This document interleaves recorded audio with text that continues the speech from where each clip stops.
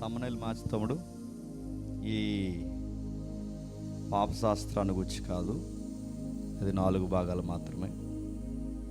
తమ్మునేలు మార్చండి. కొంచెం నన్ను ఫాలో అవుతుండండి టెక్నికల్గా. ఈ సురేష్ ఫాలో అవడు, మీరు ఫాలో అవరు, ఎవరు ఫాలో అవరు. ఏం చెప్తున్నాను ముందు రోజు కాస్త అడిగితే బాగుంటుంది. లాస్ట్ వీక్ కూడా అలాగే తప్పుగా టైటిల్ గ్రూప్లో పెట్టారు, అలా పెట్టకండి. కనీసం నేను ఏం చెప్తున్నానో కొంచెం నన్ను అడగండి. నీకు పంపించిన ఫస్ట్ ఇమేజ్ నువ్వు డిస్ప్లే పెడతావు.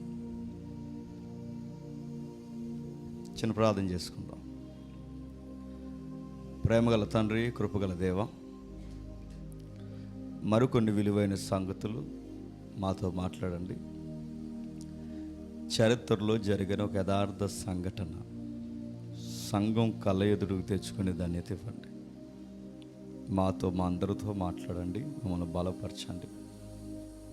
మీ దయా కిరీటం మాకు అనుగ్రహించి చరిత్రలో జరిగిన విషయాన్ని వర్తమానంలో ఏ విధంగా మేము అర్థం చేసుకుని మార్చుకోవాలో మొదటి భాగంగా మాతో మాట్లాడతారని కోరుతూ, నా ముందు తొలి పలుకులు మాట్లాడిన తమ్ముడిని, తన పరిచర్యని, అలాగే మమ్మును తండ్రి మరింత దీవించి ఆశీర్వదిస్తారని అర్థిస్తూ క్రీస్తున్నామని ప్రార్థన సమర్పిస్తున్నాం తండ్రి, ఆమేన్. ఫస్ట్ ఇమేజ్ కనిపిస్తుందా? కొంచెం జూమ్ అవుద్దా తమ్ముడు? కొంచెం అవుద్దా? జూమ్ చేయండి. మరీ తగ్గించే. జూమ్ అంటే మొత్తానికి ఎగిరిపోమని కదా, కొంచెం లైట్ తగ్గించి, కొంచెం తగ్గించండి. కింద దింపడం కాదు, తగ్గించి కొంచెం. ఇలా మోసి కిందకి పైకి తిప్పడం కదా, అది తగ్గించి. Okay, right. కొంచెం తగ్గించేటు, ఇటు నేమ్స్ పోతున్నాయి. అది అలా ఉంచు. ఓకే, మీకు కనిపిస్తుందా? చరిత్రతో ముడిపడిన ఒక పచ్చి నిజాన్ని మనం నేర్చుకోబోతున్నాం. ఫస్ట్ నేమ్ చదవండి. నినేవే. నినేవేను గూర్చిన ఉదంతాలు మాకెందుకు తెలియవండి, యోనా గారు వెళ్ళారుగా అనుకుంటాం. చరిత్రలో తెలియాల్సిన విషయాలు చాలా ఉన్నాయి. ఇది పూర్వం నినేవే యొక్క వైభవం. ఆ మహాపట్నం ఎదురుగా ఒక మహానది కనబడుతుంది, చూసారా? ఎక్స్పెక్ట్ చేయండి, ఏ నది అది? బైబిల్లో ఉంది. మరలా నినేవే అనే మహాపురం ఉంది. చాలా జాగ్రత్తగా వినాలి. ఈరోజు మనకు ఒళ్ళు గబురు పురిసే విషయాలు ఉన్నాయి. ఆ నినేవే మహాపురానికి లేదా మహాపట్నానికి సుమారు ఆ పట్నం యొక్క వైశాల్యము 1900 ఎకరాలు. క్షమించండి, 19 ఎకరాలు. దాన్ని సుమారు నైసర్గికంగా దాన్ని తీసుకుంటే మొత్తం దాని గోడ పొడవు అంటే ప్రస్తుతానికి ఆనవాళ్ళని బట్టి 12 కిలోమీటర్లు. అంటే ఎంత పెద్ద పట్టణమో మీరు అంచనా వేయాలి. ఆ మహాపట్నానికి ఎదురుగా ఒక నది ఉంది.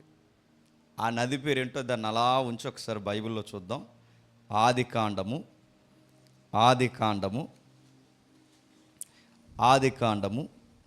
2వ అధ్యాయం. ఆదికాండము 2వ అధ్యాయం. నదులు గూర్చిన ప్రస్తావన మనం చూద్దాం. 10వ వచనం నుండి. మరియు ఆ తోటను తడుపుటకు ఏదేనులో నుండి ఒక నది బయలుదేరి అక్కడి నుండి చీలిపోయి 4 శాఖలైన. ఏదేను తోట అనగానే చిన్నది కాదు. ఏదేను తోట అనగానే మనం అనుకుంటున్న మినీ గార్డెన్ లాంటిది కాదు. ఏదేను తోట జిల్లా విస్తరించేంత విశాలమైన ఒక పెద్ద ప్రాంతం ఏదేను వనం లేదా ల్యాండ్. ఆ ప్రాంతం నుంచి కొన్ని నదులు బయలుదేరుతున్నాయంట. ఒకటిగా బయలుదేరిన నది 4 శాఖలుగా విడిపోయిందంట. మొదటి దాని పేరు పీసోను. అది అవీల దేశమంతటి చుట్టూ పారుచుంది. నిజానికి ఇప్పుడు ఈ జాగ్రఫీని ఎత్తట్లేదు, ఎందుకంటే మనకి కాంటెక్స్ట్ కాదు. ఈ పీసోను నది ఏంటి, హవీలా దేశం ఏంటి, ఇవన్నీ ఎప్పుడన్నా మనకి సందర్భం వచ్చినప్పుడు మాట్లాడుకుందాం. కిందికి. 2వ నది పేరు గీహోన్. అది కూసి దేశం అంతటి చుట్టూ పారుచున్నది. 3వ నది పేరు ఇద్దికేల్. అది అస్సూరు తూర్పు వైపు పారుచున్నది. 4వ నది యూఫ్రటీస్. ఇప్పుడు చెప్పండి, ఆ 14 వచనం బేస్ చేసుకుని 2 నదులు ఉన్నాయట. ఒకటి హిద్దెకేలు, 2 యూఫ్రటీస్. ఇప్పుడు చెప్పండి, ఇప్పుడు జాగ్రత్తగా మీరు చూస్తే ఆ మహాపట్నం ఎదురుగున్న ఆ నది ఏదైతే ఉందో ఈ 2 నదుల్లో ఒక నది. ఏ నది ఎక్స్పెక్ట్ చేసి చెప్పండి చెప్పండి ఏదో చెప్పండి, సంతూర్ మమ్మీలో చూడకండి, చెప్పండి ఏదో చెప్పండి చెప్పండి. ఏ నది? యూఫ్రటీస్ కదా, అక్కడ ఇన్ఫర్మేషన్ ఉంది, మీరు చూసి చెప్పండి. అక్కడ ఉంది చూడండి. ఇంకా అది కాదంటే ఇంకోటి మీకు ఆన్సర్ తెలియాలి. ఇంకా చెప్పండి. యూఫ్రటీస్ కాదు, అక్కడ ఉంది చూడండి, ఇన్ఫర్మేషన్ చూసి చెప్పండి. అది అక్కడ ఉంది. ఏంటది? అస్సూరు చుట్టూ తిరుగుతుందంటే నినేవే దేనికి క్యాపిటల్ చెప్పాలి? అస్సూరు సామ్రాజ్యానికి క్యాపిటల్గా ఉన్న పట్టణం ఏంటి? రాజధాని ఏది?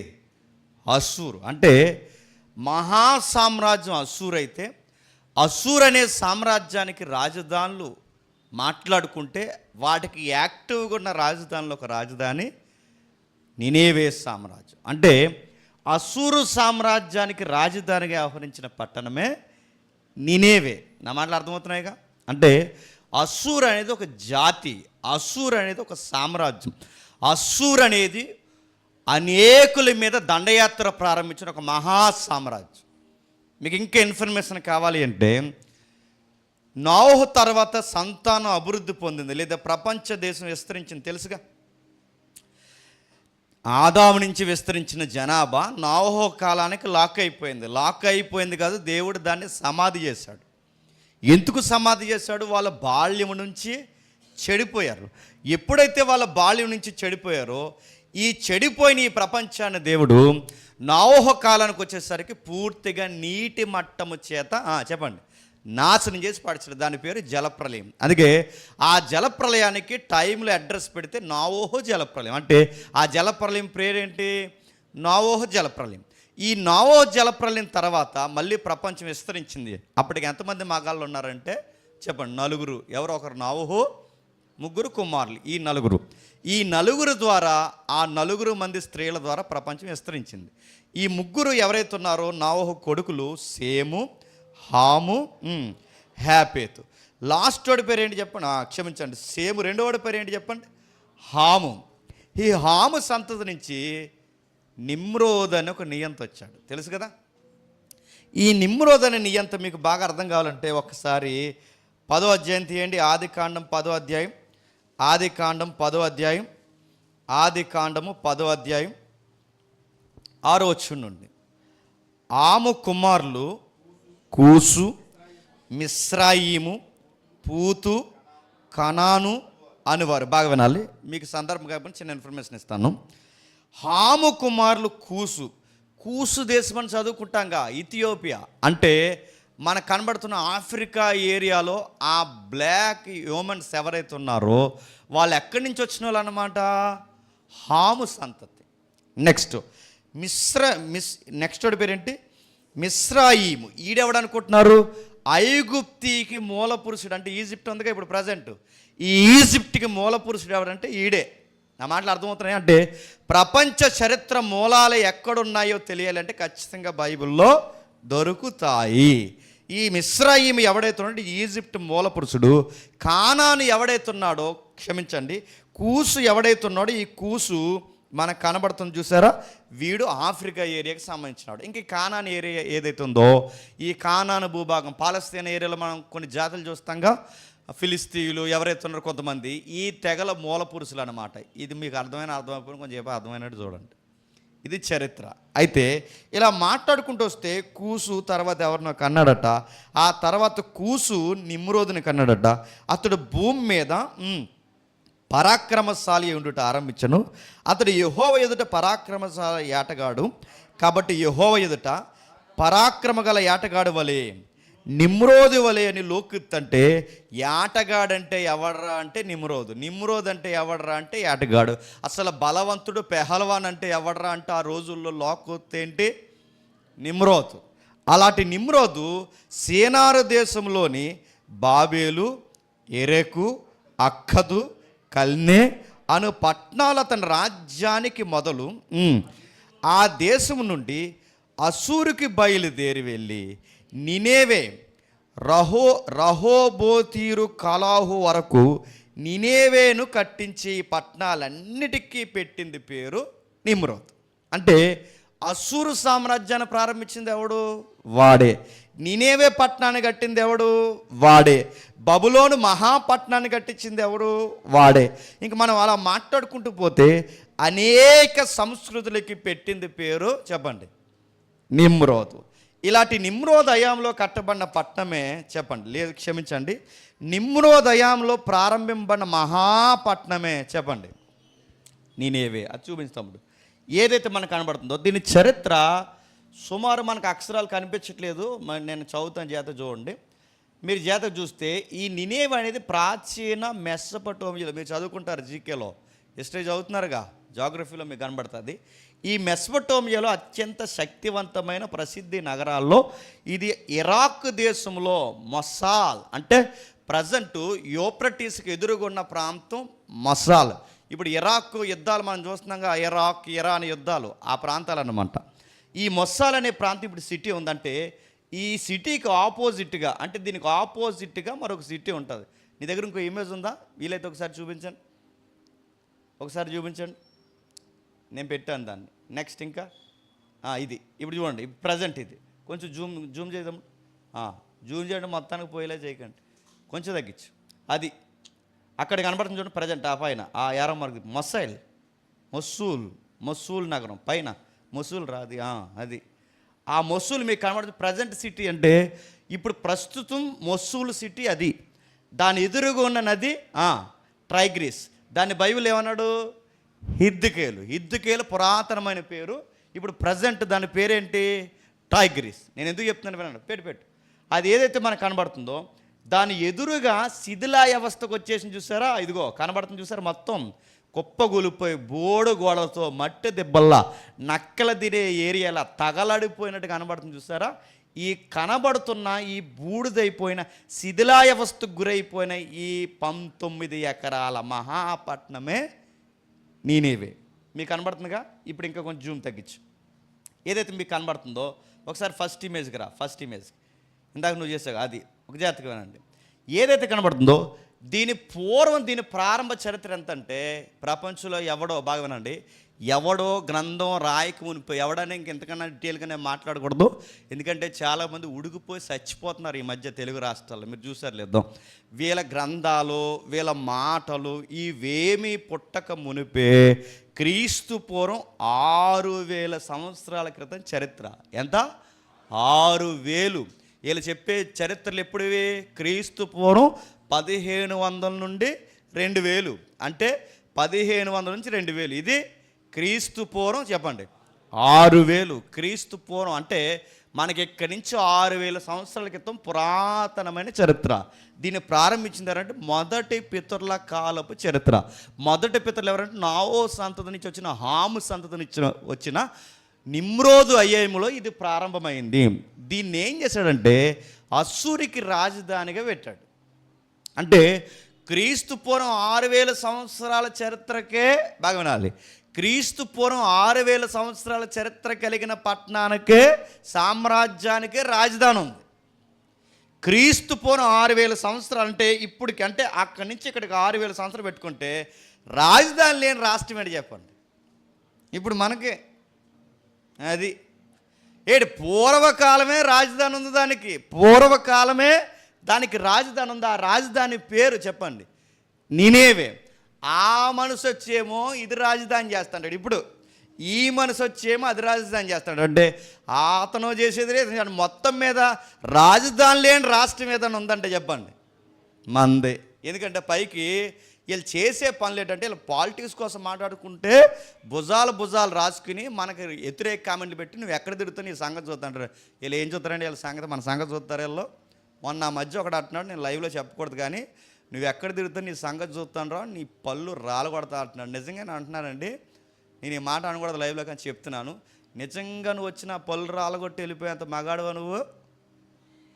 అవన్నీ మానే వచ్చాం, మళ్ళీ చెప్తున్నా, అవన్నీ మారే వచ్చాం. వీళ్ళ పళ్ళు రాలగొట్టేసి దవల పాలు కొట్టేస్తే అని అడుగుతున్నాను. మేమేమన్నా బూస్ట్ హార్లిక్స్ తాగుతున్న చిన్నపిల్లమా, కాంప్లే తాగుతున్నాం, బాయిలమా చెప్పండి. మారొచ్చాం అని అడుగుతున్నాను. నిజంగానే కొట్లాట కోసం మొదలు పెడితే దాని లెక్కలు వేరు, చెప్పండి, దాని చరిత్రలు వేరు. కానీ మీరు సబ్జెక్ట్ మాట్లాడుతున్నప్పుడు సబ్జెక్ట్ మాట్లాడండి. సబ్జెక్ట్ మాట్లాడకుండా కొట్టేస్తాం, తన్నేస్తామంటే మేము కూడా ఈ బైబిల్ ఉంది కాబట్టి ఆగున్నాం. నడుతున్నాను కొట్లాటలు మనకు తెలియవా అంటే వీళ్ళకి చరిత్ర మాట్లాడరు. సరే, ఏదైతే ఉంది ఇది జాగ్రత్తగా చూస్తే, ఈ చరిత్రలో మనం జాగ్రత్తగా వెళ్తే ఒకసారి ఇది 6000 సంవత్సరాల పురాతనమైన చరిత్ర. వాళ్ళ దేవుళ్ళు ఎవరైతే ఉన్నారో చరిత్ర చెప్తుంది, నినేవే ప్రాంతంలో వాళ్ళ రాజధాని ఉంటే సుమారు 6000 సంవత్సరాల క్రితం ప్రారంభమైన ఇది చరిత్ర. అంటే ఈ మహాపట్నం యొక్క చరిత్ర ఇంత ఎలా నాశనం అయిపోతుందని ఫస్ట్ వార్నింగ్ బెల్ల కొట్టింది ఎవరంటే చెప్పండి, యోనా. ఎవరు? యోనా. చూద్దాం ఒకసారి యోనా గ్రంథం మొదటి అధ్యాయం. యోనా గ్రంథం మొదటి అధ్యాయం. యోనా గ్రంథం మొదటి అధ్యాయం మొదటి వచనం. యోనా గ్రంథం మొదటి అధ్యాయం మొదటి వచనం చూద్దాం ఒకసారి. యోనా గ్రంథం మొదటి అధ్యాయం మొదటి వచనం. యోనా గ్రంథం మొదటి అధ్యాయం మొదటి వచనం చదువుతాం. ఎవరైనా చదవండి. యెహోవా వాక్కు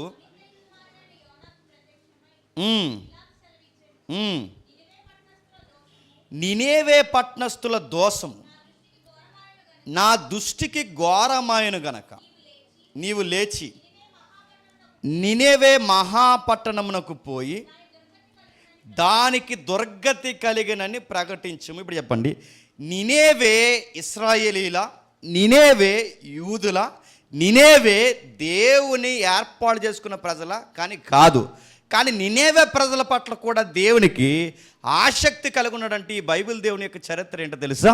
ఈయనకి అందరూ ప్రజలు కావాలి. ఎందుకంటే ఈ నినేవే ప్రజలు ఎక్కడి నుండో వచ్చిన వాళ్ళు కాదు. వీళ్ళు ఎక్కడి నుండి అంటే నోవహు సంతతి నుంచి వచ్చిన వాళ్ళే. అయితే నోవహు సంతతి నుంచి వచ్చిన వీళ్ళు ఎందుకు దేవుడికి దూరం అయిపోయారంటే, నోవహు కాలం తర్వాత, జలప్రళయం తర్వాత వీళ్ళు నిమ్రోద్ దయ్యాములో ఈ ప్రజలు, ఆది ప్రజలు చేసిన తప్పు ఏంటంటే ఒక పెద్ద గోపురం కట్టి చుట్టూ గృహాలు కట్టి ఆ గోపురంలోనే దేవుడికి కాపురం పెట్టి చుట్టూ గృహాలు కట్టి ఆ గృహాల్లో వీళ్ళ కాపురాలు పెట్టి ఏం చేయాలనుకున్నారంటే దేవుణ్ణే గుప్పిట్లో పెట్టుకోవాలనుకున్నారు. మీకు తెలుసుగా, చాలా చాలా చరిత్ర చెప్పాను నేను. అంటే బాబేలు గోపురం అనేది దేనికంటే దేవుడికే గుడి కట్టారు.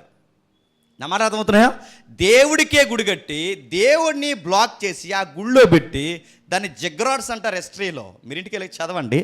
ఆ జిగ్రాడ్ అంటే పైన ఒక తలుపు పెట్టి ఆ లోపల పైన ఎక్కడో తలుపు పెట్టారు. ఎందుకు పైన తలుపు పెట్టారంటే దేవుడు ఆ తలుపు తీసుకుని అందులోంచి కిందకు వస్తాడండి. ఎందులోకి? జిగ్రాడ్లోకి, అంటే ఆ గోపురంలోకి. ఆ కిందకు వచ్చిన తర్వాత అంటే ఇలా బలిపీఠాలు కట్టి పళ్ళు పలహారాలు ఏవైతున్నావో బలులు నైవేద్యాలని పెడితే ఈ చుట్టూ ఈ గోపురం చుట్టూ ఇల్లులు కట్టుకున్నారంటే ఇదంతా ఆదికాండలో ఉంటుంది, మీరు చదవండి.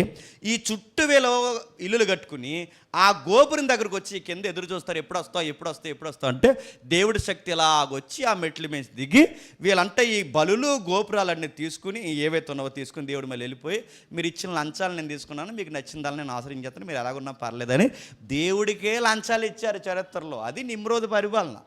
నా మాట అర్థమవుతున్నాయా? అలాంటి నీచమైన పరిపాలన చేస్తున్నప్పుడు దేవుడు ఏం చేశాడంటే అక్కడి నుంచి వాళ్ళని ఏం చేశాడు? చెదరగొట్టాడు. వీళ్ళు ఎప్పుడైతే చెదిరిపోయి, చెదిరిపోయిన వారు చెదిరిపోయి చెట్టుకి పొట్టకి ఇలా సముద్రాలకి మెట్టలకి ప్రాంతాలకి చిత్తడి నేలకి నదీ పరివాహక ప్రాంతాలకి చెదిరిపోయిన వీళ్ళు, అక్కడక్కడ చెదిరిపోయిన వీళ్ళు ప్రకృతిని మొక్కడం ప్రారంభించారు. అంటే వీళ్ళ సముద్రాలు చెదిరిపోయారు కనుక సముద్రానికి మొక్కారు, సూర్యుడి మీద ఆధారపడుతున్న సూర్యుడికి మొక్కారు, మెట్లలో చెదిరిపోయారు కనుక మెట్లకు మొక్కారు, గుట్టలు చెదిరిపోయారు గుట్టలు మొక్కారు, కొండలకు మొక్కారు, నదులకు మొక్కారు, చెట్లకు మొక్కారు. అంటే కనబడిన ప్రతిదాన్ని మొక్కి అసలు దేవుని గాలికి వదిలేశారు. ఎప్పుడైతే వీళ్ళు అసలు దేవుడికి గాలికి వదిలేశారో మళ్ళీ వీళ్ళని దేవుడు అంటే ఈ చెదిరిపోయిన నిమ్రోద్ తర్వాత చెదిరిపోయిన ప్రపంచాన్ని తన వైపుకు తిప్పుకోవడానికి ఒక ప్రజను ఏర్పాటు చేసుకోండి. ఆ ప్రజ పేరే చెప్పండి, అబ్రహాం. ఆ అబ్రహాం నుంచి వచ్చిన ప్రజ పేరే ఇశ్రాయేల్. అంటే అబ్రహాంని ఎంపిక చేసి నీ ద్వారా ఈ ప్రపంచాన్ని చెప్పండి ఆశీర్వదిస్తాను. నీ ద్వారా అంటే ఏంటి? ఆశీర్వాదం అంటే ఏంటి? గొడ్డిస్తాను చెప్పండి, పొలం ఇస్తాను, ఇల్లు ఇస్తాను, ఇది కాదు ఆశీర్వాదం. అంటే మళ్ళీ ప్రపంచమంతా నా దగ్గరికి రావడమే గొప్ప ఆశీర్వాదం. ప్రజలు నాతో ఉంటే ఆశీర్వాదకరంగా బ్రతుకుతారు. నిజమే, ఆదాము దేవుడు ఉన్నంతకాలం ఏమన్నా లోటు ఉందా? ఆశీర్వాదకరమైన జీవితం. నోవహు దేవుడితో ఉన్నంతకాలం ఏమైనా లోటు ఉందా? ఆశీర్వాదకరమైన జీవితం. అబ్రహాం దేవుని పట్టుకుంటే ఏదన్నా లోటు కనిపించేలా దేవుడు చూశాడా? ఆశీర్వాదకరమైన జీవితం. అంటే నా వైపుకి తిరిగితే ప్రపంచానికి ఆశీర్వాదం, అంటే నా దగ్గరికి రావడమే ఆశీర్వాదం. నీ ద్వారా ఈ ప్రపంచానికి ఆశీర్వదిస్తానని అబ్రహాంని దేవుడు ఎంపిక చేస్తే ఆ ఆశీర్వాదం ఎవరి ద్వారా నెరవేర్చాలనుకుంటే ఇశ్రాయేలు అంటే ఒక జాతి ద్వారా. నా మాట్లాడుతున్నాయిగా, ఈ జాతి ద్వారా ఈలోపు ఏమైందంటే ఈ జాతిని ఎంపిక చేసే లోపు ప్రపంచం విస్తరించింది. ప్రపంచం విస్తరించినప్పుడు అస్సూరు విస్తరించింది, అస్సూరులో నినేవే విస్తరించింది. జాతుల ఉత్పత్తి క్రమం ప్రారంభమయ్యే కనుక ఆ టైంలో పెద్ద పేటేసుకున్న సామ్రాజ్యమే అస్సూరు సామ్రాజ్యం. దాని కింద వెలసెల్లిన పట్టణమే చెప్పండి నినేవే మహాపట్నం. ఈ నినేవే మహాపట్నం అంత బాగా వర్ధిల్లుతున్నప్పుడు రాను రాను క్రీస్తు పూర్వం బాగా ఉందంటే క్రీస్తు పూర్వం 600 నుంచి 700 మధ్యస్థంలో, అంటే క్రీస్తు పూర్వం 600 అంటే 6000 సంవత్సరాల నుంచి 650 నుంచి 700 మధ్యస్థంలో సరిగ్గా టైంలో దేవుడు ప్రవక్తను పంపాడు. ఎక్కడికి? నినేవే పట్టణానికి. ఆ నినేవే పట్టణానికి వెళ్ళిన ప్రవక్త ఎవరు? యోనా. మీకు ఆశ్చర్యకరమైన సంగతి చెప్పనా? ఒకసారి Zoom first image second image ఉందా? ఇందాక చూపించాం కదా, ఇందాక సెకండ్ ఇమేజ్, నెక్స్ట్ అది అలా ఉంచండి. ఒకసారి జూమ్ చేయి సెకండ్ది. టెల్ నెబీ యోనాస్ అని మీకు కనబడుతుంది, చూసారా? మీకు కనబడుతుంది అక్కడ ఒక మసీదులా కనబడుతుంది, మీరు చూసారా? ఒక గుట్ట, ఆ గుట్ట మీద ఒక పెద్ద మసీదు. అది మసీదు కాదు, ఆ గుట్ట ఆ పెద్ద టెంపుల్లా కనబడుతున్న దాని పేరేంటో తెలుసా? యోనా మందిరం. అది ప్రజెంట్ జాగ్రఫికల్ ఎవిడెన్స్. అంటే యోనా గారి మందిరం ఎప్పటికీ అక్కడ ఉంది. అంటే ఆ రోజు అక్కడికి బయలుదేరి వెళ్ళింది ఎవరన్నమాట? చరిత్రలోను అలాగే బైబిల్లోను మనకు కనబడుస్తున్న ఆనవాళ్ళు ఏంటంటే దేవుని ప్రవక్త అయిన యోనా అక్కడికి బయలుదేరి వెళ్ళాడు. వెళ్ళి ఏం చేశాడు? ప్రకటన చేశాడు ఆ మహాపట్నం. ఫస్ట్ ఇమేజ్ అయ్యి ప్రకటన చేశాడు ఆ మహాపట్నానికి. ఏమని ప్రకటన చేశాడంటే, నినేవే మహాపురమా నీకు దుర్గతి కలుగును, 40 డేస్లో నువ్వు చక్కబెట్టుకోకపోతే నీకు ఇదే బోర్డర్ లైన్ అన్నాడు. నువ్వు మారాలి. ఏ విషయాల్లో మారాలంటే అక్కడ రాస్తున్న వచనం 2వ అధ్యాయం రండి, 2వ అధ్యాయం 9వ వచనం. మనుషులందరూ తన దుర్మార్గాలను విడిచి తాము చేయు బలత్కారం మానేయాలి. అంటే నినేవే మహాపురాన్ని ఎందుకు దేవుడు తీసేస్తా అన్నాడు? దుర్మార్గమైన పనులు ఎక్కువైపోయినాయి. ఇంకెందుకు తీసేస్తా అన్నాడు? బలత్కారం ఎక్కువైపోయింది. అంటే వారిలో వారికే పడని బలత్కారపు కార్యాలు జరుగుతున్నాయి. పెత్తందారి వ్యవస్థ పెరిగిపోయింది. సామాన్యుని తొక్కడం ప్రారంభించారు, అమాయకులు నలిగిపోవడం ప్రారంభించారు, చాలా బాధకు ప్రజలను గురి చేశారు, పక్క ప్రజల్ని బానిసలుగా మార్చి రక్తాన్ని ఒలికించారు. ఇలాంటి నీచమైన పనులు, విగ్రహారాధన ఇవన్నీ చేస్తున్నారు గనక తీసి పడేస్తున్నాడు. ఏ పట్టణాన్ని? నినేవే మహాపట్నాన్ని. ఎప్పుడైతే నినేవే మహాపట్నాన్ని ఏమన్నప్పుడే ఏదైతే ఉందో ఆ నినేవే మహాపట్నాన్ని ఎప్పుడైతే తీసి పడేస్తున్నాడో వాళ్ళు భయపడి అప్పటికే ప్రకృతి వైపరీత్యాలు, యోనా గ్రంథం అంతా వివరించడం మన కాంటెక్స్ట్ కాదు కానీ ప్రకృతి వైపరీత్యాలు, ఆ ప్రమాదాలు, భూకంపాలు, సునామీలు. ఎందుకంటే ఇది నదికి దగ్గర క్షమించిన సునామీ కాదు, ఆ నది పొంగిపోవడం, దాని మీదకి రావడం, ఈ భూకంపాలు, మెట్లు కదిరిపోవడం, ఇలాంటి ప్రాంతాలు, ఈ ప్రాంతానికి ఎప్పుడైతే తాకిడి గురైందో తట్టుకోలేక భయపడిపోయారు. ఆ తర్వాత యోనా ప్రవక్త కూడా వచ్చి మీకు ఇలాంటి దుర్గతి కలుగుతుందని ఎప్పుడైతే చెప్పారు భయపడు. ఇప్పటికే ప్రకృతి వల్ల నాశనం అయిపోయాం, మళ్ళీ దేవుడు కన్నెర చేసినట్టే మొత్తానికి మనం నాశనం అయిపోతామని చెప్పి బూడిదలో కూర్చొని చెప్పండి పశ్చాత్తాపడి దుర్మార్గమైన పనులు మానేసి బలత్కారం మానేసి మారిపోయారు. నా మాటలు అర్థమవుతున్నాయా? ఇలా మారిపోయిన వీరిని దేవుడు క్షమించి వదిలేశాడు. ఇదంతా స్టోరీ ఏ గ్రంథంలో ఉంటుంది? యోనా గ్రంథంలో ఉంటుంది. అంటే వాళ్ళు ఎలా పశ్చాత్తాపడ్డారు, ఎవరు వెళ్ళారు, వెళ్ళిన తర్వాత వాళ్ళు ఎంతగా పశ్చాత్తాపడ్డారో మనం చూస్తాం. 9వ వచనం చదవండి. 9వ వచనం 2వ అధ్యాయం 9వ వచనం 2వ అధ్యాయం 9వ వచనం చదవండి. ఎవరొకరు? మనుషులందరూ తమ దుర్మార్గమును విడిచి తాము చేయి బలత్కారం మానివేయవలనని మనుషులేమి పశువులేమి సమస్తము గోనెపట్ట కట్టుకొనవలనని జనులు మనపూర్వకంగా దేవుని ఏడుకొండని దూతలు నినేవే పట్టణంలో చాటించి ప్రకటన చేసిరి. నినేవారు తన తెడు నడతలను మానుకొనగా వారు చేయు క్రియలు దేవుడు చూసి పశ్చాత్తాప్తుడై వారు చేయదలిచిన తాను మాట ఇచ్చిన కీడును చేయక మానేశాడు. ఇలా 4వ అధ్యాయం కూడా ముగిసిపోద్ది. అంటే మొత్తం మీద నినేవే ప్రజలు ఏమయ్యారు? మారిపోయారు. మరి ఇలా మారిపోయిన నినేవే ప్రజలు ఎందుకు మట్టి కలిసిపోయారు? ఇంత వెలసల్లిన నాగరికత ఎందుకు బూడిదైపోయింది? ఇంత వైభాగ్యం కలిగిన నాగరికత ఎందుకు మంటల పాలైపోయింది? ఏదో జరిగింది. అంటే నినేవే ప్రకటన, బాగా వినండి, యోనాలో నినేవే ప్రకటన తర్వాత అంటే మొదటి ప్రమాద హెచ్చరిక ఎగరేసింది ఎవరంటే యోనా. తెలుసుగా, యోనా కోసం చాలాసార్లు మాట్లాడుకున్నాం మనం. మొదటి ప్రమాద హెచ్చరిక ఎగరేసింది ఎవరు? యోనా. ఈ మొదటి ప్రమాద హెచ్చరిక వాళ్ళు మారిపోయారు. వీళ్ళు మారిపోయిన తర్వాత సరిగ్గా 100 ఏళ్ళు గడిచిన తర్వాత, బాగా వినాలి, అంటే యోనా దగ్గర నుంచి 650-700 మధ్యస్థం నుంచి లేదా ఆ మధ్యస్థపు కాలం నుంచి సుమారు 100 ఏళ్ళ తర్వాత, సుమారు ఈ 100 ఏళ్ళ తర్వాత మళ్ళీ నేరాలకి పాల్పడ్డారు. ఎవరు? నినేవే ప్రజలు. నా మాటలు అర్థమవుతున్నాయి? అంటే ఎంత నేరాలకు పాల్పడ్డారు ఇందాక చూపించాగా, ఆ క్రైమ్ ఇమేజ్ చూపించి ఒకసారి ఏం జరిగిందో ఒకసారి చూడండి. ఇవన్నీ నేను ఎందుకు చూపిస్తున్నాను మీ గ్రంథంలో కనబడతాయి. జాతకు చూస్తే నినేవే చేస్తున్న దుర్మార్గం అంటే యోనా తర్వాత 100 సంవత్సరాల తర్వాత, అంటే ముందు బాగానే మారారంటే యోనా సువార్త ఎన్ని సంవత్సరాలు పనిచేసింది? 100 సంవత్సరాలు పనిచేసింది. కొన్ని తరాలు బాగుపడ్డాయి. 100 సంవత్సరాల తర్వాత ఆ పట్టణం ఎలాదంటే నినేవే పట్టణం, అంటే క్షమించండి, నినేవే ఏదైతే ఉందో యోనా గ్రంథం తర్వాత అసలు నినేవేలో ఏం జరిగిందో మళ్ళీ మనకు క్లారిటీ ఉండదు. ఎందుకంటే యోనా గ్రంథం 4వ అధ్యాయంతో ఆగిపోయింది. 4వ అధ్యాయంతో ఆగిపోయిన తర్వాత వాళ్ళు మళ్ళీ ఏమయ్యారు అంత హిస్టరీ మనకు దొరకదు. మళ్ళీ దానికి హిస్టరీ దొరకాలి అంటే దీనికి లింక్ అయ్యే గ్రంథమే నహూము గ్రంథం. ఏ గ్రంథం అంటే యోనా గ్రంథం 4వ అధ్యాయం తర్వాత కంటిన్యూ అయిన గ్రంథం. అంటే 100 ఏళ్ల తర్వాత ఏం జరిగిందో చెప్పే గ్రంథం. అంటే యోనా గ్రంథాన్ని కంటిన్యూ చేసే గ్రంథం ఏంటి? నహూము గ్రంథం. అంటే దాని తర్వాత ఏం జరిగిందని 100 ఏళ్ల చరిత్రతో నీచమైన సంస్కృతిగా మారిపోయిన ఆ పట్నం యొక్క దుర్గతి ఎలా పట్టిందో తెలియజేసే గ్రంథమే నహూము గ్రంథం. ఇప్పుడు అయిమే చూద్దాం. వీళ్ళు ఏం చేసేవారంటే వీళ్ళు అస్సూరు సామ్రాజ్యం ఎక్కువ దండయాత్రలు చేస్తుంది. అంటే పక్క రాజ్యాల మీద దండయాత్ర చేస్తుంది, చిన్న రాజ్యాల మీద దండయాత్ర చేస్తుంది.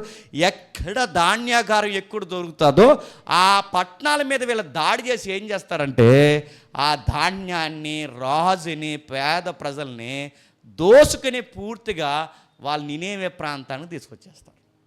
నా మాటలు అర్థమవుతున్నాయిగా? తీసుకొచ్చిన వాళ్ళు ఏం చేయాలి? బానిసలుగా పెట్టుకుని పనులు చేయించాలి.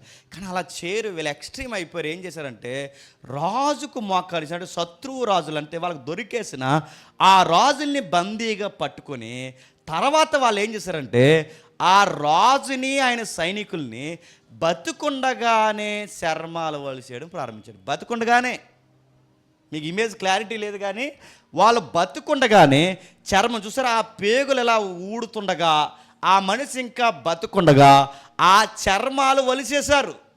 ఇంకేం చేశారు? నెక్స్ట్ ఇమేజ్, సైనికుల యొక్క కాళ్ళు చేతులు నరికేసి దారుణాతి దారుణంగా ఆ ముక్కలు ఇలా ఎగరేసేవారంట దేశంలో. అంటే ఆ పట్టణం చుట్టూ ఎగరేసారంటే రాజునేమో వస్త్రాలు ఇప్పేశారు, రాజుని సైనికులను కలిపి చర్మాలు ఒలిసేశారు.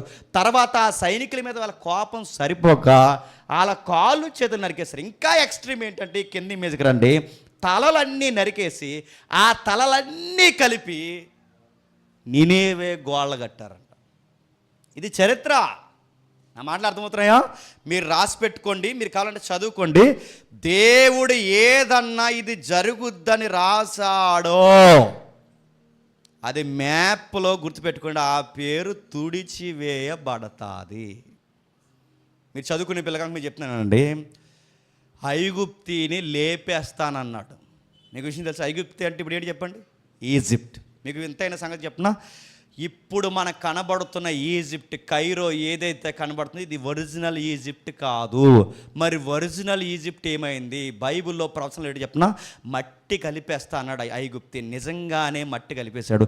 మరి ఇప్పుడున్న ఐగుప్తి కంటే ఇది ఒరిజినల్ ఐగుప్తి కాదు. మరి ఒరిజినల్ ఐగుప్తి ఏదంటే, మనకు బోడి పిరమిడ్లు కనబడుతుంది చూసాడు ఎడారిలో, ఆ ఎడారిలో కనబడుతున్న బోడి పిరమిడ్లు ఉన్నాయే, అది ఒరిజినల్ ఐగుప్తి. ఆ ఐగుప్తిని దేవుడు తీసేస్తానన్నాడు, చరిత్రలో తీసేశాడు. నా మాట అర్థమవుతున్నా?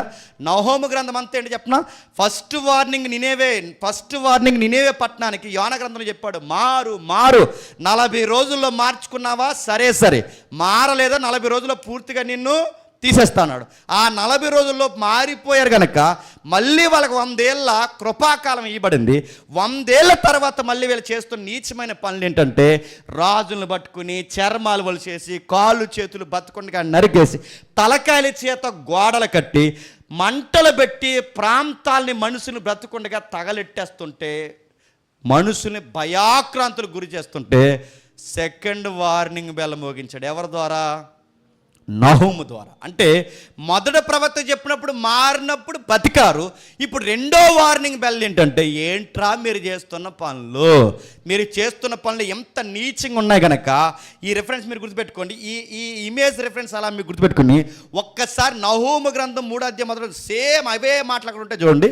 నహూము గ్రంథం 3వ అధ్యాయం మొదలు వచ్చిన, నరహత్య చేసిన పట్టణమా నీకు శ్రమ, అది ఎడతెగ మొరపెట్టుకొనుచు మోసముతో బలత్కారంతో నిండి ఉండదు. నరహత్య చేయు పట్టణమా, ఇదేం చేస్తుందండి?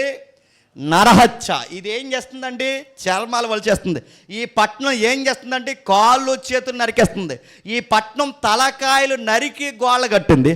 ఈ పట్టణం ఆ గోడల మధ్య తలకాయలు బతుకుండగా మనుషులకి అగ్నికి దహనం చేసి పడేశారు. ఈ పట్టణం ఎంత ఘోరంగా పనిచేసింది.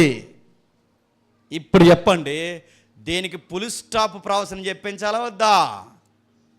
సాటి మనిషిని తోటి మనిషిని రక్తం ఒలిగేలా కొట్టడమే కాకుండా చర్మాన్ని వలిసేసి మమ్మల్ని అడిగేవాడు ఎవడో లేడని ఆ ప్రకటన మర్చిపోయి దేవుడికి వ్యతిరేకంగా దేవుని స్వరూపంలో ఉన్న మనుషులను ఇంత హింసాకాండకు గురి చేస్తే దేవుడు చూస్తూ ఊరుకుంటాడా? అప్పుడు రెండో వార్నింగ్ పంపించాడు.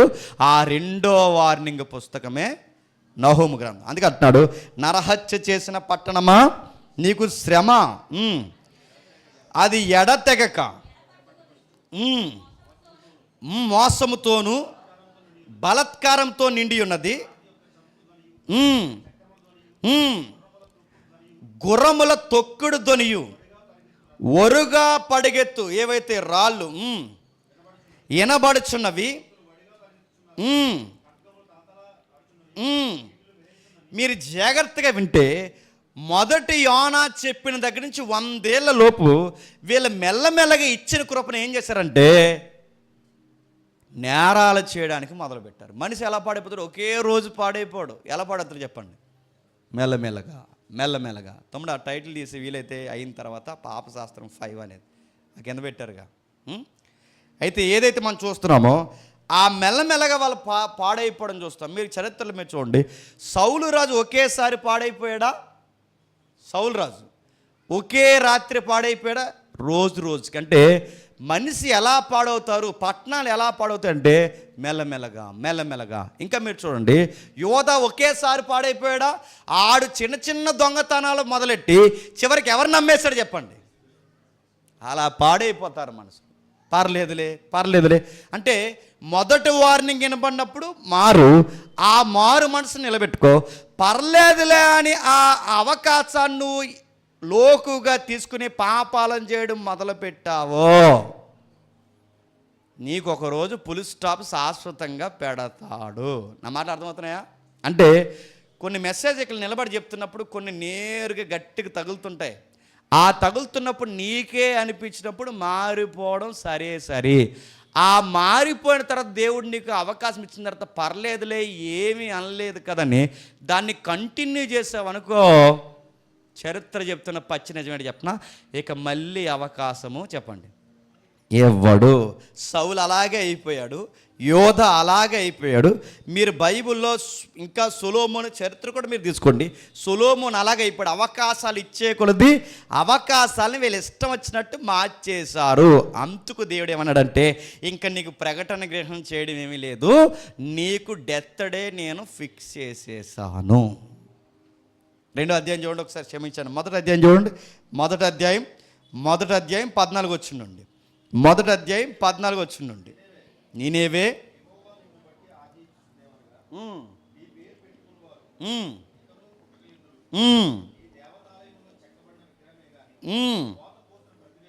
జాగ్రత్తగా చదువుదాం పదాలు.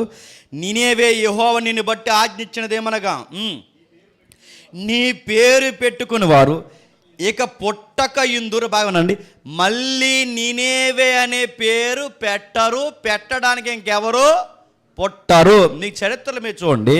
నీనేవే పట్టణం ఎదురుగా, ఇందాక నెక్స్ట్ ఇమేజ్, నీనేవే పట్టణం ఎదురుగా ఇక్కడ మీరు చూడండి, నీనేవే పట్టణంకి ఎదురుగా, నదికి ఎదురుగా మొస్సూలని పేరెట్టుకున్నారు, కానీ ఏ పేరెట్టుకోలేదు చెప్పండి. నీనేవే పేరెట్టలేదు. నీనేవే పేరు అంటే ఐగుప్తి పేరు మీద మళ్ళీ ఇప్పుడు ఐగుప్తి ఉందేమో, కానీ నీనేవే పేరు మీద మళ్ళీ ఇప్పుడు నీనేవే ఉందా? లేదు. ఇంకా చెప్పనా, ఆ నీనేవే పేరు సౌండ్స్ గుర్తుపెట్టుకోండి, మారిపోయే పూర్తిగా. కపెర్నహూము అని అంటాం, చదువుతారా? ఆ పేరు కూడా ప్రవక్తకి దగ్గరగా ఉందేమో తప్ప దీనికి దగ్గరగా రాలేదు. మన అర్థమవుతుంది లేదో? నేనేవే సౌండ్ మార్చేశాడు, దాని గోడలు మార్చేశాడు. ఇంకా మీకు అర్థం కావాలంటే ఆ నెక్స్ట్ ఇమేజ్ ఒకసారి చూపించండి. నెక్స్ట్ ఇమేజ్ ఒకసారి, ఇది ఒకసారి అలా ఉంచండి, మీరు జాగ్రత్తగా చదవండి. నీనేవే యొక్క ద్వారాలకి వాళ్ళు పెట్టిన దేవుళ్ళ బొమ్మలు మీకు కనబడుతున్నాయా? కొంచెం స్పెల్లింగ్ మిస్టేక్స్ ఉన్నాయి, అందుకే అవి చదవట్లేదు నేను.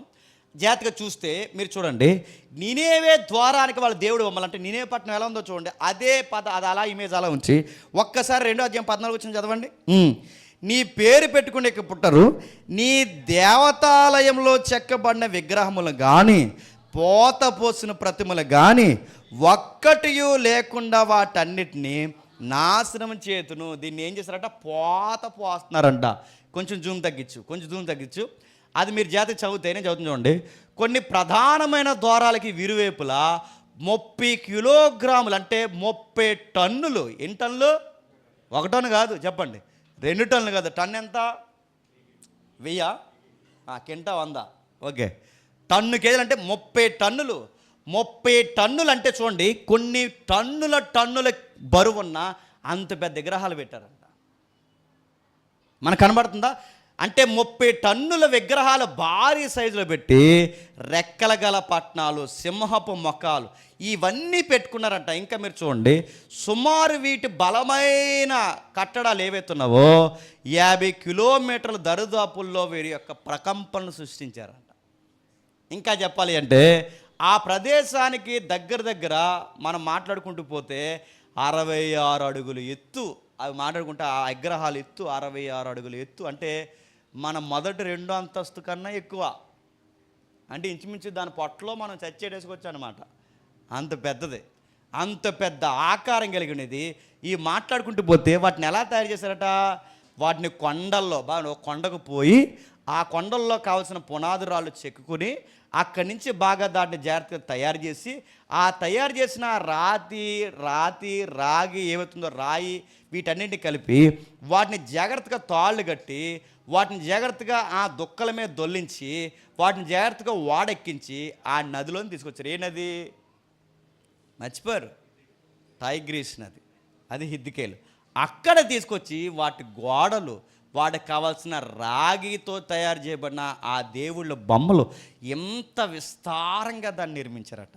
దేవుడు ఏమన్నా చెప్పనా, ఇదంతా చూసి ఏమన్నాడంటే, ఎంత కష్టపడి కట్టిన విగ్రహాలని చెప్పండి బూడిద చేసి పడేస్తా అన్నాడు. ఇంత కష్టపడి కట్టని రాతి కట్టడాలని లేపి పడేస్తాను. నీ పేరు వినబడదు, నీ మాట వినబడదు, నువ్వు పోత పోసిన విగ్రహాలు కనబడవు, నీకు నేను సమాధి సిద్ధపరుచుచున్నాను. మాట ఎలా ఉందండి? నీకు నేను సమాధి సిద్ధపరుస్తున్నాను. యోనా ద్వారా ఇచ్చిన ఆ సందేశానికి స్పందించిన ఈ ప్రజలు నినేవే పట్టణానికి మళ్ళీ నహోము ద్వారా ఇచ్చిన సందేశానికి స్పందిస్తున్నారా? నా మాట్లాడుతున్నా? మొదట స్పందించారు, బాగుపడ్డారు.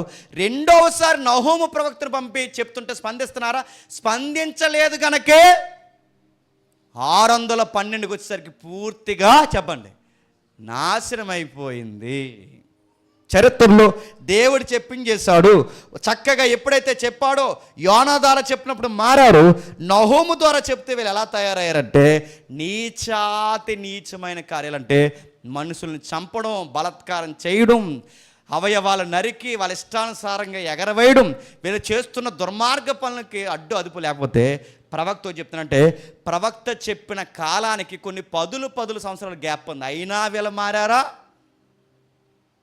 చివరికి వీళ్ళు మారకపోయేసరికి దేవుడు ఏం చేశాడంటే అదే 3వ అధ్యాయం తీయండి. నహోము గ్రంథం 3వ అధ్యాయం అంటే ఈ ప్రవచనం చెప్పే సమయానికి అప్పటికి పట్టణానికి ఏం కాలేదు. 3వ అధ్యాయంలో ఏం జరుగుతుందో మీరు చూడండి. 3వ అధ్యాయం 4వ వచనం, 3వ అధ్యాయం 4, 5 వచనం చదువుదాం. చక్కన దానివై వేశ్యవై చెల్లంగితనమందు జ్ఞానం గలదానివై చెల్లంగితనము జరిగించుచు సంసారం అమ్మి వేసిన దాన. ఎలా తిడుతున్నారు చూడండి. చాలామంది ఈ పదాలు తప్పు పట్టుకుని వీళ్ళు అంటున్న మాట ఏంటంటే చూడండి బైబిల్లో బూతులు ఉన్నాయి అంటారు. అవి బూతులు కాదు అయ్యా, నీకు హిస్టరీలో సంస్కృతి తెలియాలి. అక్కడ రాస్తున్నాడు చూడండి, కింద వచ్చిన ఉంటుంది, నువ్వు చదువుతాముడు. చక్కన దానివైన వేశ్యవైన చిల్లంగితనమందు జ్ఞానం గలదా అనే జారత్వం చేసి జనముల మీద చిల్లంగితనమును గురించి సంసారమును అమ్మి వేసిన దాన. అంటే దాని అర్థం ఏంటి? నువ్వు సంసారిగా ఉండాలనుకున్నాను, నువ్వు సంసారం మానేసి ఏం చేస్తున్నావంటే వేశ్యలాగా చిల్లర పనులు చేస్తున్నావు. చివరికి ఏం చేస్తున్నావు? చేతబడి పట్టినోళ్ళు వశపరుచుకుంటారని ఎలాగైతే టాక్ ఉందో, నువ్వు కూడా ఏం చేస్తున్నావు? నచ్చిన పట్టణాన్ని అన్నింటినీ చేతబడి పట్టినట్టు చూసి ఆ పట్టణాన్ని నీ దగ్గరికి తెచ్చుకుంటున్నావు. అంటే నీకు కావాల్సిన దగ్గరికి తెచ్చుకుంటున్నావు. అంటే ఒక స్త్రీని తిడుతున్నాడు దాన్ని. నువ్వు జారత్వం చేస్తున్నావు. జనాలందరికీ చిల్లంగితనం జరిగించి సంసారాన్ని అమ్మేసావు. అంటే నీకు భర్త అయి ఉన్నవాడిని వదిలేసావు. నా మాట అర్థమవుతున్నాయా? నీకు భర్త అయి ఉన్నవాడిని వదిలేసావు. నువ్వు రోడ్డు పోయి ప్రతి ఒక్కరి మీద కన్నేస్తున్నావు. నువ్వు కన్నేసి ఇంటికి తెచ్చుకున్న వాడితో జడ్జాగా జారత్వం చేస్తున్నావు. అసలు నీకు సిగ్గు, భయము, భయభక్తులు, సంసారం ఏమీ లేవు. నీకు కావలసిన అల్లా దగ్గర వచ్చిన వాడితో ఇష్టం వచ్చినట్టు కొనుక్కుతున్నావు. అంటే ఎందుకు ఈ భాష ఉపయోగిస్తున్నాడంటే ఆ రోజుల్లో సంసారి ఎవరైనా వేశ్య పని చేస్తే ఆ వేశ్యని ఎలా తిట్టేవారంటే ఈ భాషతోనే తిట్టేవారు. మీకు వీలైతే సందర్భం వచ్చినప్పుడు లేదా నెక్స్ట్ వీక్ మీకు ఎవరిస్తాను. ఎవరైనా భర్త కళ్ళు కప్పినా, ఎవరైనా సంసారం కళ్ళు కప్పితే ఆ రోజుల్లో ఆ మనిషిని ఏం చేసేవారంటే బయటకు ఊరి మీదకి లాక్కొచ్చి ఆవిడ చేసిన తప్పులన్నీ అందరూ చూస్తున్నాక ఎవరించేవారన్నమాట. అది తిట్టడం. ఆ రోజులు అలా తిట్టేవారంటే ఎందుకు అలా అంటే మళ్ళీ ఇంకొక ఆవిడ అలాంటి పనులు చేయకూడదు. అందుకే ఇంతకీ ఎంత ఎలా అవమానించేవారంటే 5వ వచనం చదవండి కిందికి. నువ్వు చేసిన అధికమైన జారత్వం బట్టి సైన్యములకు అధిపతిగా యెహోవా వాక్కు ఇదే, నేను నీకు విరోధినై ఉన్నాను. ఈ పదమే పట్టుకునే బూతులోనే అంటారు. నీ చెంగులు నీ ముఖం మీదకెత్తి జనములకు నీ మానమును రాజ్యమును నీ యవనమును నేను బయలుపరచుదును. ఇది పట్టుకుని ఈ కొంతమంది బైబిల్ విరోధులు ఏం చేస్తున్నారంటే ఇదిగో బైబిల్లో తప్పులు ఉన్నాయి, చెంగులెత్తి మర్మాంగ అవయవాలు చూపిస్తారంటాడు యెహోవా. ఈ భాష ఉండొచ్చా అని అంటున్నారు. దాని అర్థం ఏంటంటే ఆ కాలపు సంస్కృతి తెలియాలి. పూర్వం ఎవరైనా తప్పు చేస్తే వాళ్ళ అవయవాల్ని ఊరందరికి చూపించి మళ్ళీ ఎవరైనా తప్పు చేస్తే ఇదే గతి మీకు కూడా పడతాది, వేశ్యలాగా అయిపోతావు. నువ్వే అవయవాలతో తప్పు చేసావో ఆ అవయవాలు అందరికి చూపిస్తే సిగ్గైపోతావు. అంటే అది పనిష్మెంట్ అన్నమాట. ఆ రోజుల్లో జరుగుతున్న ఆ తప్పుని, ఆ తప్పుడు సంస్కృతిని నీకు కూడా అలాంటి దుర్గతే పట్టిస్తాను. నువ్వేమనుకుంటున్నావు అంటే నేను పెద్ద పెద్ద సింహం బొమ్మలు పెట్టుకున్నాను, నేను పెద్ద పెద్ద రాతి కట్టడాలు కట్టుకున్నాను, నేను బాగా చుట్టూ ప్రాకారాలు 12 కిలోమీటర్ల దూరం ఎవడో లోపల రాకుండా కట్టుకున్నాను, లోపల ఏం జరుగుతుంది ఎవరికి తెలియదు అనుకుంటావు. కానీ తప్పు చేసిన వేశ్య అవయవాలు రోడ్డు మీద వెళ్తున్న ప్రతి ఒక్కరికి చెంగులెత్తి ఎలాగైతే సంస్కృతిలో చూపిస్తారో నిన్ను కూడా యేసులాగా అందరికి ఎత్తి చూపిస్తా. నీ నాశనాన్ని ఆకాశానికి ఎత్తుతా, నీ పతనాన్ని ఆకాశానికి ఎత్తుతా, నువ్వు మళ్ళీ ఇక నీ పేరెట్టుకోవడానికి కూడా భయపడేంత పనిష్మెంట్ నీకు ఇస్తుంది. ఎందుకంటే మనుషులు తలలు నరికి గోళ్ళ కడతావా, మనుషులు చర్మాలు ఒలిసి ఆ రక్తాన్ని సిందిస్తావా, ఆ చేతులు కాళ్ళు నరికి ఇసిరి మనిషి అన్న సంగతి మరిచిపోయి మనుషుల రక్తం మధ్య మృగంలా తిరుగుతావా? నీకెంత చెబితే భయం లేకుండా చేస్తున్నావు. మొత్తం నీ టౌన్ భవిష్యత్తుని తీర్చి పాడేస్తాను, మార్చి పాడేస్తాడు. అదే చేశాడు దేవుడు. చెప్పిన ప్రవక్త ఎప్పుడైతే చెప్పాడో ఆ చెప్పిన ప్రవక్త చెప్పిన మాట అక్షరాలు ఎప్పుడు జరిగింది తెలుసా? క్రీస్తు పూర్వం 1200లో బాబులోనియన్స్, మాదీయులు, సిదోనీలు మోకుమ్మడిగా ఒకేసారి ఆ పట్టణం మీద ఎప్పుడైతే దాడి చేశారో మొత్తం తగలెట్టి పాడేశారు. అది మీకు అర్థమవుతుందా? వాళ్ళు ఏదైతే మాట్లాడకుండా అక్కడ రాస్తున్నాడు చూడండి. ఇంకా అద్దరిపోయే మాట ఒకసారి ఇదే 3వ అధ్యాయం 15 వచ్చిన ఇమేజ్ అలా ఉంచండి. ఇదే 3వ అధ్యాయం 15 వచ్చిన చూడండి. అచ్చటనే అగ్ని నిన్ను కాల్చివేయును, ఖడ్గము నిన్ను నాశనం చేయును, గొంగల పురుగు తినివేయ రీతిగా అది నిన్ను తినివేయును, గొంగల పురుగంత విస్తారముగా, మిడతలంత విస్తారముగా నిన్ను ఆ నాశనము తినివేయను. నువ్వు కట్టుకున్నావే, గుర్తుపెట్టుకో, నీ సింహపు బొమ్మలు ఏమయ్యాయి? ఇంకా చెప్తున్నాడు చూడండి. నువ్వు రాసుకున్నావే, ఇదే 2వ అధ్యాయం 12 వచ్చిన ఒకసారి మీరు చదువుదాం. అక్కడ రాస్తూ 12 వచ్చిన నుండి నీ సింహములకు కావలసినంత గొంతుక నొక్కి పెట్టుచు తన గృహములోను ఎరతోను తన నివాసముల ఏటాడి పట్న ఎరతోను నివసించిన సింహములు ఏమైనా నువ్వు సింహాలను పెట్టుకున్నావుగా, ఆ సింహాలు నేను కాపాడుతాయా? నా మాట అర్థమవుతున్నాయా? చరిత్రలో జరిగిన ప్రతి జాగ్రఫీ ప్రవచనం ముందే ప్రవక్త చెప్పేశాడు. ఆ రోజు నీ సింహపు ద్వారాలు నేను కాపాడలేవు, ఆ రోజు నువ్వు కట్టుకున్న పోత విగ్రహాలు నేను కాపాడలేవు, ఆ రోజు నువ్వు పెట్టుకున్న ప్రతి ప్రాకారం నేను కాపాడలేదు. ఆ రోజు నువ్వేమవుతావు అంటే పూర్తిగా చెప్పండి నాశనం అయిపోతావు. అక్కడ అన్నాడు ఇందాక మనం చదువు 3వ అధ్యాయం 15 వచనంలో తగలబెట్టి పాడేస్తాడు. నిజంగానే ఎవరైతే ఉన్నారో బాబులోనియన్స్, మాదీయులు అంటే బబులోను సామ్రాజ్యం తర్వాత వచ్చింది ఎవరు? మాదీయ పారసికులు. అంటే బబులోను, మాదీయ పారసికులు, తర్వాత సిదోనీయులు, వీళ్ళందరూ కలిసి మోకుమ్మడికి పట్టణం మీద దాడి చేసి ఏం చేశారు తెలుసా? ఆ 15 వచనం ముందు చూసారు, 3వ అధ్యాయం 15 వచనం. ఆ 15వ వచనం ఉన్నట్టుగానే మొత్తం పట్టణాన్ని అగ్ని చేత తగలెట్టేశారు. మీకేం అర్థమవుతుంది చెప్పండి? దేవుడు చరిత్రలో ఒక హెచ్చరిక జారీ చేశాడంటే అది సీరియస్గా తీసుకోవాలి. పర్లేదులే అని నెగ్లెక్ట్ చేసావో చరిత్ర సాక్షి పెట్టి చెప్పిన యోనా చెప్పినప్పుడు తీసుకున్నారు, తర్వాత నెగ్లెక్ట్ చేశారు. నెగ్లెక్ట్ చేస్తే తర్వాత జరిగింది ఏంటో తెలుసా? చరిత్రలో పూర్తిగా చెప్పండి నేలమట్టం అయిపోయింది. మీకు ఎందుకు ఈ మాటలు చెప్తున్నానో మీరు గమనించండి.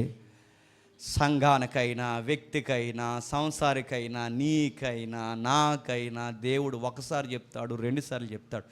చెప్పినది లోకు తీసుకుని పర్లేదు అనుకున్నావో చెప్పండి, నీకు డెత్ డేట్ కన్ఫర్మ్ చేస్తాడు. ఇవన్నీ కల్పించుకొచ్చినాయి చెప్పండి. ఇవి నిజంగా చరిత్రలో జరిగాయా? దేవుడు చెప్పినట్టుగానే యోనా వెళ్ళాడు, దేవుడు చెప్పినట్టుగానే నహోము వెళ్ళాడు. యోనా చెప్పినప్పుడు మారారు, బ్రతికారు. ఇప్పుడు నహోము చెప్పినప్పుడు 100 సంవత్సరాల తర్వాత పర్లేదు అనుకున్నారు. ఆ 100 సంవత్సరాల తర్వాత 612లో ఏమయ్యారు చెప్పండి? ఈరోజు చరిత్రలో ఆ పేరు పూర్తిగా బూడిదైపోయింది. కొన్ని ప్రసంగాలు చెప్తున్నప్పుడు ఇది నా కోసమే చెప్తున్నాడు అన్నప్పుడు తీసుకో. కొన్ని ప్రసంగాలు చెప్తున్నప్పుడు నన్నే గద్దిస్తానన్నప్పుడు తీసుకో. కొన్ని మాటలు నేరుగా నీ ముఖం మీద ఏలెట్టి మాట్లాడుతున్నప్పుడు దేవుడు ఈ వక్త ద్వారా నా ముఖం మీద ఏలి పెట్టి మాట్లాడుతున్నప్పుడు నీలో సరి చేసుకోవాలని ఉంటే ఏమన్నా ఉంటే సరి చేసుకో. ఇదేం కాకుండా పర్లేదులే అనుకున్నావో నీ గొయ్యి నువ్వే తోకుంటున్నావు. నేను మళ్ళీ చెప్తున్నా, నీ చావు నువ్వే తెచ్చుకుంటున్నావు. కొన్నిసార్లు చెప్తాడు అబద్ధాలు ఆడొద్దని చెప్తాడు, నీకు అలవాటు ఉందేమో మానే. కొన్నిసార్లు దొంగతనం వద్దని చెప్తాడు, ఆ 10 రూపాయల దగ్గర దొంగ పనులు మాట్లాడుతున్నావేమో మానే. యథార్థత కోల్పోయి బతుకుతున్నావేమో, చీకటి పనులకు అలవాటు పడిపోయేమో. అవి కొన్నిసార్లు ఈ పులిపేట మీద ఏ వక్త అయినా నేరుగా నేను గద్దిస్తున్నప్పుడు ఆ మారు మనసు పొందమని అడుగుతున్నప్పుడు మారిపో. పర్లేదని తిరిగావా అని మళ్ళీ చెప్తున్నాను, నీ పేరు మరిచిపోయేలా చేస్తాడంటే నువ్వు అక్కడ బతికావన్న సంగతి కూడా ఈ లోకం మరిచిపోయి అంతగా నాశనం చేస్తాడేమో అనుకుంటున్నావు. నా మాటలు అర్థమవుతున్నాయా? ఒకసారి చెప్పాడు, సరే సరే అనుకున్నాడు. రెండవసారి చెప్పాడు, పర్లేదు అనుకున్నాడు. ఇక మూడోసారి చెప్పండి, చెప్పలేదు. పూర్తిగా ప్రవక్త చెప్పిన ప్రవచనాలన్నీ చెప్పండి నెరవేర్చేశాడు. మీకేం అర్థమవుతుంది? ముగిద్దాం. మీకేం అర్థమవుతుంది చెప్పండి. ఏదైనా ఒక వాక్యం విన్నప్పుడు, పలుమార్లు గద్దించినప్పుడు విననొల్లకపోతే చెప్పండి, హఠాత్తుగా ఏమవుతారండి చెప్పండి? మారణిస్తారు. కొన్ని సావులు హఠాత్తుగా వస్తాయి. ఎందుకు వస్తున్నాయి అడుగుతున్నాను. కొన్ని సావులు హఠాత్తుగా వస్తుందంటే ఏమో నీకు ఏం వార్నింగ్ ఇస్తున్నాడో. కొంతమందికి ప్రమాదాలు జరుగుతుంటాయి, యాక్సిడెంట్లు అని అవని ఇవని, ఏమో నీకేం వార్నింగ్ బెల్ల కొడుతున్నాడో. కొన్నిసార్లు నేను ఏ ఆర్థికంగానే కొట్టచ్చు, ఏమో నీకు ఎందుకో సరి చేయాలనుకుంటున్నాడు. కొన్నిసార్లు నీ హెల్త్ మీద కొట్టచ్చు, ఏదో నీకు పాఠం నేర్పాలనుకుంటున్నాడు. కొన్నిసార్లు నీకు ఒంటరితనం అలవాటు చేయొచ్చు, ఏదో లెసన్ నేర్పుతున్నాడు. ఇవి నీకు హెచ్చరికలేవే. నువ్వు పర్లేదని బలత్కారం చేసి, నువ్వు పర్లేదని నువ్వు బలత్కారమైన దుర్మార్గమైన పనులు ఇంకా అలాగే కొనసాగిస్తే ఏమవుతావు? నీ సావుకి నీ కోరుకుని ఎదురెళ్తున్నావు. నువ్వేమనుకుంటున్నావు? పట్నాన్నే వదలని దేవుడు, రాజుల్నే వదలని దేవుడు, సంస్కృతి పేరే మార్చేసిన దేవుడు, నది పక్కన విశాలంగా విస్తరించిన ఆ నదిలోకి ఆ పట్టణాన్ని కలిపేసిన దేవుడు, మనం పట్టణం కన్నా గొప్పలమా? ఆ సంస్కృతి కన్నా మన చరిత్ర అంత గొప్పదా? ఆ రాజుల కట్టడాల కన్నా బలమైన గృహాలు మనవే. నీ ఇల్లు ఎంత కట్టడం ముందు, నీ చరిత్ర ఎంత చరిత్ర ముందు, నీ నడవడిక ఎంత రాజు ముందు. రాజుల్ని, చరిత్రని, బలమైన గోడలనే పడగొట్టేసిన వాడు మనవి, మన బతుకులు దేవుడి ముందు ఎంత. కొన్ని ప్రసంగాలు వింటున్నప్పుడు మీరు సింపుల్గా తీసుకోకండి. చెప్పినప్పుడు దేవుడు ఎందుకో చెప్పాడు, మార్చుకోవాలని మారిపోండి. అలా కాకుండా అలాగంటాడు, అలాగంటాడా అన్నావంటే ఇంక నేనన్ను చెప్పండి, ఎవరంటారు చెప్పండి? నీకు ప్రవచనంలాగా దాన్ని మారుస్తాను. నేను బెదిరించట్లేదు, లేదా మిమ్మల్ని కంగారు పెట్టి సంద ఎక్కువేమని నేను చెప్పట్లేదు, నేనేం చెప్పట్లేదు. ఉన్న చరిత్రను వివరిస్తున్నాను. మీకు మంచి చెబుతున్నప్పుడు మంచిని తీసుకోండి, దేవుడు హెచ్చరిస్తున్నప్పుడు హెచ్చరికను తీసుకోండి. కొన్ని ప్రసంగాలు నేరుగా తగిలినప్పుడు ఆ ప్రసంగం నా కోసమే అని దాన్ని అప్లై చేసుకోండి. పర్లేదులే అని ఇంక నేను చర్చికి రాను ఇలాగే చెప్తూ ఉన్నారు కనుకంటే చర్చికి రాకపోతే వదిలేస్తాడా? నేనే ప్రజలు కూడా చర్చికి ఏం రాలేదు, గుర్తుపెట్టుకోండి. చర్చికి వచ్చారా వాళ్ళు?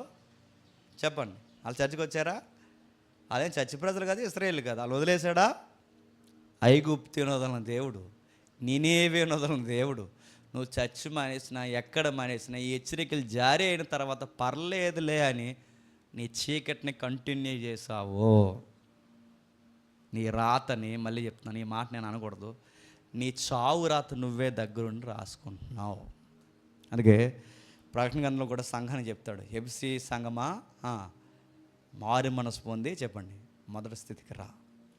ఈరోజు మీకు కూడా చెప్తున్నాను, ప్రేయర్ చేసేదానివా చక్కగా ప్రార్థన జీవితం మళ్ళీ కంటిన్యూ చేయి. బైబిల్ బాగా చదివేవాడవా మళ్ళీ బైబిల్ బాగా చదువు.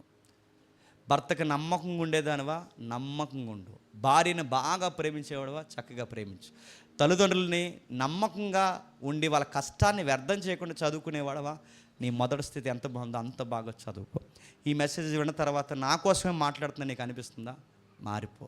ఎంత విన్న తర్వాత, చరిత్ర సాక్ష్యాలు చూసిన తర్వాత కూడా నీకు భయం లేని పనులు చేసావంటే దేవుడు ఏమన్నాడంటే, ఆ నహోము ప్రాంతంలో నిలబడి, ఆ కపెర్నహూము పరిసర ప్రాంతాలు నిలబడి ఆయన అన్న మాట ఏంటంటే, మీ దుర్గతి తీర్పు దినమందు చాలా ఘోరంగా ఉంటుంది అన్నాడు. ఇంత జ్ఞానం విస్తరింపజేసి, ఇన్ని మాటలు మాట్లాడించి, ఇంత విపులంగా సాక్ష్యాలతో మాట్లాడినా మన బుర్రలకెక్కి మనకి భక్తి పొడిగింపబడకపోతే, విశ్వాసంలో మనం మార్పు చెందకపోతే, తీర్పు దినాన్న మన గతి వారవదగినది అంటే చూడలేము. గుర్తుపెట్టుకోండి, వారవలేనిదిగా మారిపోద్దంట. ఆ రోజు మన స్థితి కన్నా సుధమ స్థితిగతులు బాగుంటాయంట.